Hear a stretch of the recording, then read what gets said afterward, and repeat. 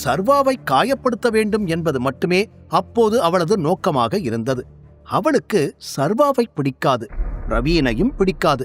ஆனால் பிரவீனை வைத்து சர்வாவை வெறுப்பேற்றலாம் என்பது முதல் காரணம். இரண்டாவது, அவள் பிரவீனோடு பழக வேண்டும் என்பதுதான் அம்பிகாவின் விருப்பமும். இவை அனைத்தும் ஒரு பக்கம் இருக்க, இன்னொரு புறம் பிரவீனோடு அவள் நல்ல நட்புறவில் இருந்தால் மட்டுமே அவன் கம்பெனி கான்ட்ராக்டை நீட்டிப்பான். என்னதான் டைகர் கம்பெனியின் கான்ட்ராக்ட் அவளுக்கு கிடைத்திருந்தாலும் அதற்காக பிரவீன் கம்பெனியின் கான்ட்ராக்டை அவளால் இழக்க முடியாது.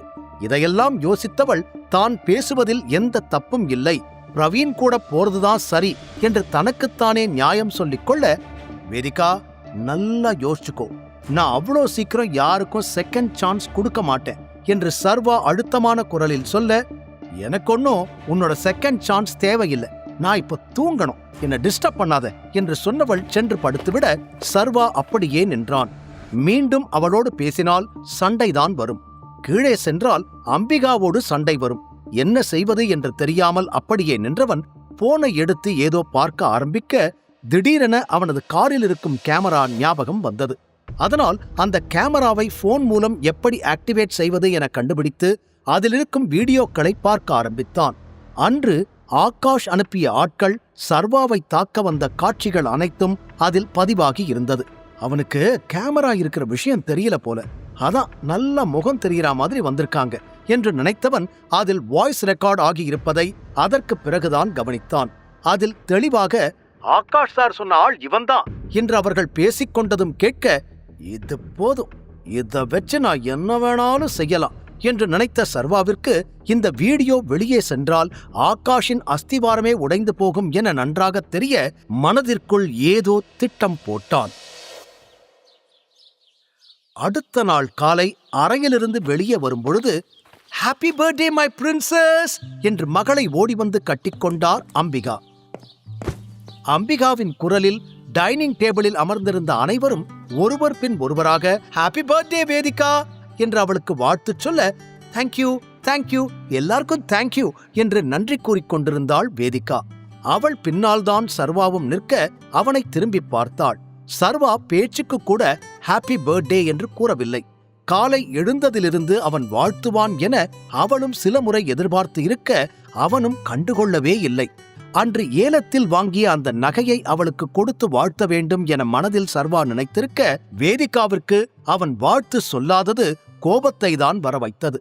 அதில் அவன் அருகில் வந்தவள், எதுக்கு இப்போ ஓவரா எல்லார் முன்னாடியே சீன் போடுற? உன் வைஃப்க்கு ஒரு பர்த்டே விஷ் கூட சொல்ல தெரியாதா? தாத்தா பார்த்தா என்ன நினைப்பாரு என்று கோபத்தில் முணுமுணுத்து விட்டு அங்கிருந்து நகர்ந்து விட, பிரவீன் பத்தி பேசினா மட்டும் நான் யாரோ, மத்த நேரம் எல்லாம் இவளுக்கு புருஷன், நல்லா இருக்குது இவளோட ஜட்ஜ்மெண்ட் என்று மனதில் நினைத்து கொண்ட சர்வா எதுவும் பேசாமல் வந்து டைனிங் டேபிளில் அமர்ந்து சாப்பிட ஆரம்பித்தான். வேதிகாவும் இன்னொரு பக்கம் சாப்பிட, இன்னைக்கு என்ன ஸ்பெஷல் வேதிகா, எங்கேயாவது வெளியில போறியா என்று கேட்டார் குணசேகரன்.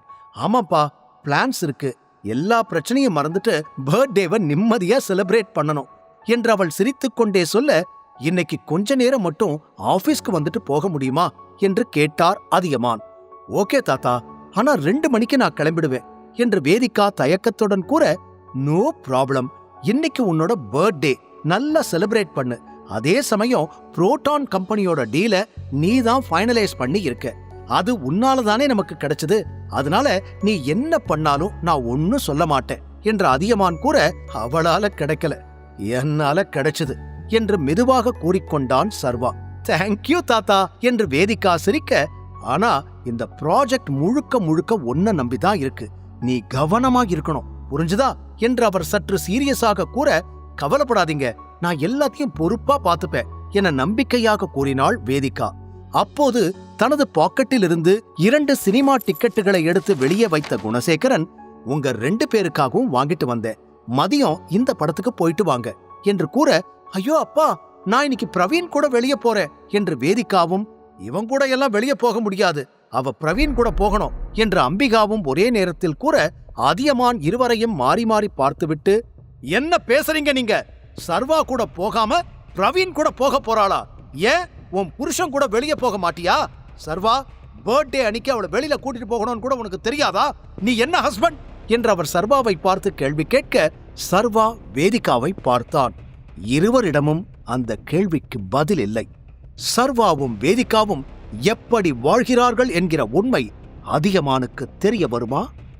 வேதிகா சர்வாவுடன் வெளியே சென்றால் பிரவீனின் ரியாக்ஷன் என்னவாக இருக்கும்? வேதிகாவின் மனதை சர்வாவால் மாற்ற முடியுமா? அதியமான் கேட்ட கேள்விக்கு பதில் சொல்ல முடியாமல் தடுமாறிய சர்வா வேதிகாவை பார்த்தான். அவளும் வாயே திறக்கவில்லை. உடனே குறுக்கே புகுந்த அம்பிகா, மாமா, இவன் கூட என் பொண்ணை வெளியில போக சொல்றீங்களா? என் பொண்ணு என்ன சாதாரண ஆளா? இப்போ ஒரு கம்பெனிக்கு அவ CEO.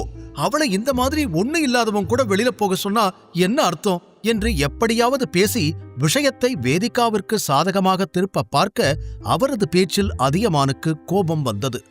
ஓஹோ, அவன் ஒண்ணு இல்லாதவன்னு இப்பதான் உன் பொண்ணுக்கு தெரியுதா? அவனை ஹோட்டலுக்கு கூட்டிட்டு போய் ஒன்னா இருக்கும்போது தெரியலையா? இவன் கூட ஒன்னா ஹோட்டல்ல லூட்டி அடிக்கும் போது தெரியலையா இவன் ஒண்ணு இல்லாதவன்னு? அப்போ நல்லா இருந்துச்சு, இப்ப கஷ்டமாயிருக்கா என்று அவர் கேட்டதும் அம்பிகா பதில் பேச முடியாமல் தடுமாற வேதிகாவிற்கு பெருத்த அவமானமாய் போனது. அதியமான் பேசிய ஒவ்வொரு வார்த்தையும் நேரடியாக அவள் இதயத்தை குத்தி கிழித்தது. நீங்க சொல்றதெல்லாம் சரி, அதுக்காக இப்ப என் பொண்ணு அவ இஷ்டப்படி இருக்கக்கூடாதா? அவ என்ன தண்டனை கைதியா? அவளுக்கு யார் கூட இருக்க விருப்பம் இருக்கோ அவங்க கூட தான் இருப்பா என்று மீண்டும் மீண்டும் அம்பிகா அதையே பேச, நீ என்ன வேணாலும் சொல்லிக்கோ, எனக்கு அதை பத்தி கவலை இல்லை. என்னோட முடிவு இதுதான். இந்த நிமிஷம் உன் பொண்ணோட புருஷன், உன்னோட மருமக இந்த சர்வாதான். வேதிகாவோட வாழ்க்கைக்கு அவன்தான் பொறுப்பு. அத முதல்ல புரிஞ்சுக்கோ என்று கூறிய அதியமான் அந்த மூவி டிக்கெட்டுகளை வேதிகாவிடம் கொடுத்தார். அவள் அவரை நிமிர்ந்து பார்க்க, இந்த டிக்கெட்டை எடுத்துட்டு உன் புருஷனை கூட்டிட்டு போய் படம் பாரு. நல்லா கேட்டுக்கோ, வெளிய போறதா இருந்தா உன் புருஷன் கூட மட்டும்தான் நீ போகணும். நைட்டு 8 மணி இல்ல 11 மணி வரைக்கும் நீங்க 2 பேரும் வீட்டுக்கு வரக்கூடாது. இன்னைக்கு முழுக்க எங்கெல்லாம் போக தோணுதோ அங்கெல்லாம் போய் சந்தோஷமா இருந்துட்டு வாங்க என்று அதியமான் கூற யாருமே பதில் பேசவில்லை. சர்வா கூட அதை கேட்டு ஆச்சரியம் அடைந்தான். இதற்கு முன்னால் சண்டை வந்தபோது கூட பெரிதாக அவனுக்கு சாதகமாய் அவர் பேசியது இல்லை. இன்னொரு புறம் அந்த டிக்கெட்டை கையில் எடுத்த வேதிகா எதுவுமே பேசவில்லை. இப்போதுதான் ஆபீஸில் ஒரு நல்ல இடம் கிடைத்திருக்கிறது. தேவையில்லாமல் தாத்தாவை பகைத்துக் கொண்டு அதை கெடுத்துக் கொள்ள அவள் விரும்பவில்லை. அம்பிகாவிற்கும் அதற்கு மேல் அதியமான எதிர்த்து பேச தைரியமில்லாமல் போக மனதிற்குள் சர்வாவை திட்டிக் கொண்டு அப்படியே நின்றார். அப்போதுதான் சர்வா ஒரு விஷயத்தை யோசித்தான்.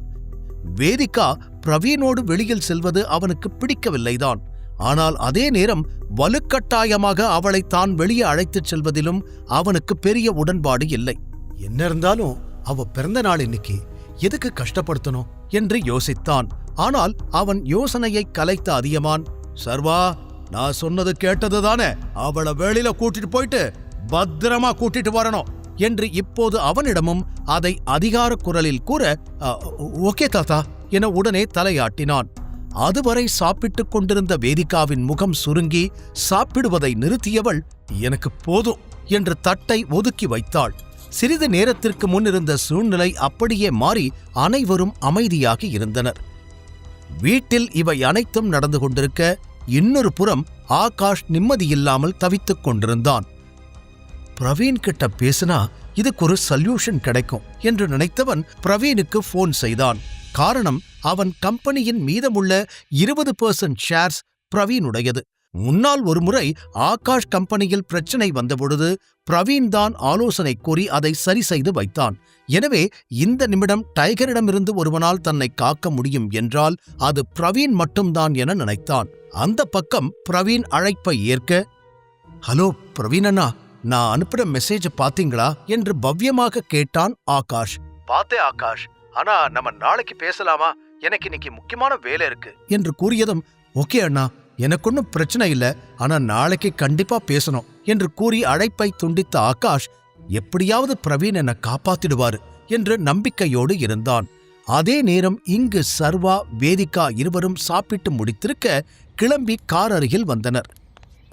மூவி டிக்கெட்டில் அதன் பெயரை படித்து பார்த்த சர்வா, வாவ், உங்க அப்பா நல்ல ரொமான்டிக் மூவியா தான் சூஸ் பண்ணிருக்காரு, நல்லா இருக்கும்னு நினைக்கிறேன் என்று பேசிக்கொண்டே போக அவனை கை நீட்டி தடுத்த வேதிகா, என்னால உன் கூட படம் பார்க்க வர முடியாது, ஐ எம் சாரி என்றாள். அதுவரை லேசான புன்னகையோடு இருந்த சர்வா ஏன் என்றான் முகம் சுருங்க. நான் பிரவீன் கூட படம் பார்க்க போறேன் என்று அவள் கூறியதும் சர்வாவிற்கு லேசாக கோபம் வந்தது. உன் தாத்தா கொஞ்ச நேரத்துக்கு முன்னாடி என்ன சொன்னார்னு உனக்கு ஞாபகம் இருக்கா என்று கைகளை கட்டிக்கொண்டு அவன் கேட்க, எனக்கெல்லாம் ஞாபகம் இருக்கு, ஆனா பிரவீன் கூட படம் பார்க்கணும்னு தான் எனக்கு ஆசை என்று அவன் முகத்தை பார்க்காமல் திரும்பி நின்று கூறினாள் வேதிகா. வேண்டுமென்றே அவள் தன்னை அவமானப்படுத்துவதாய் உணர்ந்த சர்வா, எனக்கு ஒரு விஷயம் புரியல, அவன மாதிரி ஒரு மோசமானவன் கிட்ட உனக்கு என்ன பிடிச்சிருக்கு? என்கிட்ட பணம் இல்ல, அதை தவிர வேற என்ன குறை இருக்கு? நான் ஒன்னும் அவன மாதிரி என்று சர்வா பேசிக்கொண்டே போக கோபமாக திரும்பி போதும் நிறுத்து என்று கத்தினாள் வேதிகா. இன்னொரு வார்த்தை பிரவீனை பத்தி தப்பா பேசுன. முழு கதையையும் கேட்டு மகிழ பாக்கெட் FM ஆப்பை டவுன்லோட் செய்யுங்கள். லிங்க் டிஸ்கிரிப்ஷனில் கொடுக்கப்பட்டுள்ளது.